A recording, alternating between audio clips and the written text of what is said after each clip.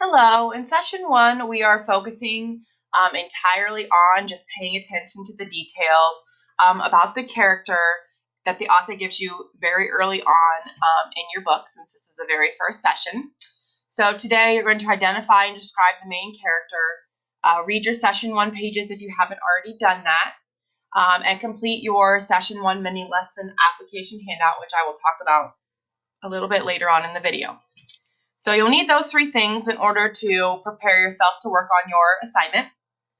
So just making sure you know exactly what pages, especially if you read ahead a little bit like some of you did, to know exactly what pages you're scanning and looking for the information about the character. And then you'll need your worksheet. This could be on paper, or later we'll talk about where you access the digital one. And you'll need your book, of course.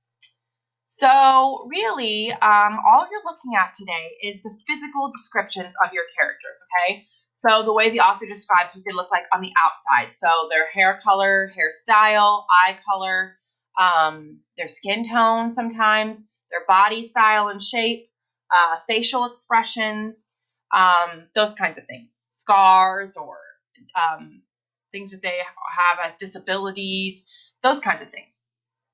Most authors do this very subtly, meaning they don't say, Essie Hinton does in The Outsiders, where she goes through and gives this huge, long physical description of every single greaser in the entire novel. Most people don't do that. Remember, we talked about how she was like 15 or 16 when she started writing that novel. So that was just kind of how she knew to just go through and describe them all.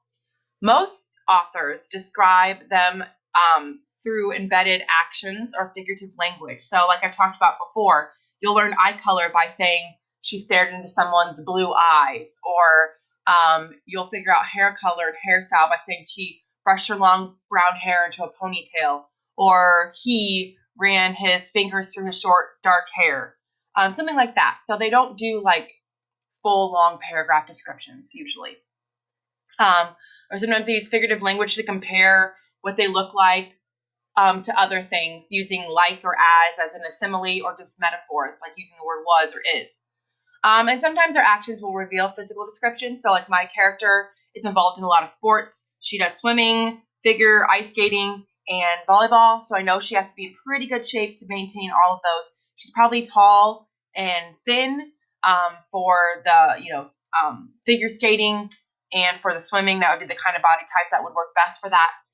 Many authors aren't very specific about their characters' physical descriptions because they want you to be able to imagine it in your head and picture the character the way you best do, so you can get more into the story. So with my story, I know she's 16 years old, and I know she's active. I haven't gotten any other descriptions physically of her so far, not even embedded in actions. So I just kind of visualize her to be, taller, thin, light brown hair, brown eyes, basic. I don't really go super into depth with visual. I can't even visualize a person's face when I'm reading. It's just like a thing I don't do. But you're just kind of, thinking about the character when you visualize them. So you get, their actions as like a movie in your head. So another thing we think is to focus on how the author feels about the characters based on the descriptions given. So if your character is described using a lot of adjectives and verbs, what words are the author using, and how does that make you think the author feels about that character? So in The Outsiders, Essie Hinton describes Ponyboy with a lot of times as being very, scatterbrained, and he can't remember things, and he forgets to do a lot of things. And she describes, Dally as this animal-like, untrustworthy, dangerous, but also finds other things about him throughout the novel that are great. In The Giver, Lois Lowry pretty much does not describe Jonas whatsoever.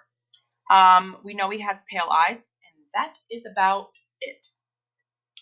She doesn't really say much else about him physically at all. So she doesn't really care about what he looks like. Remember, everybody in that community is supposed to fit in and supposed to be like everybody else. So that description wasn't really important.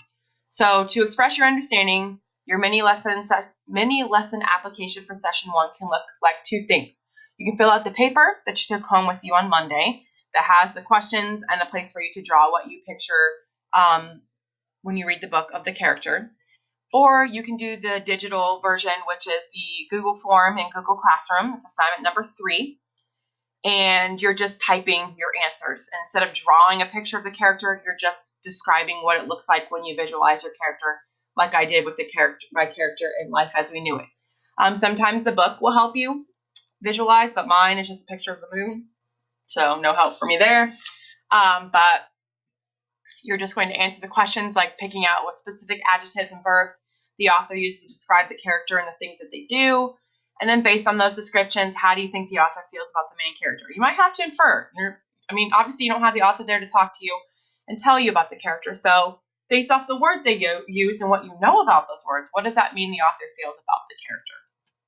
So for closing, in this lesson, you're identifying the main character, locating descriptions of him or her, and you're also analyzing how the author feels about the main character based on the descriptions. Okay, that's it for this lesson. If you have any questions, again, of course, don't hesitate to email me and ask.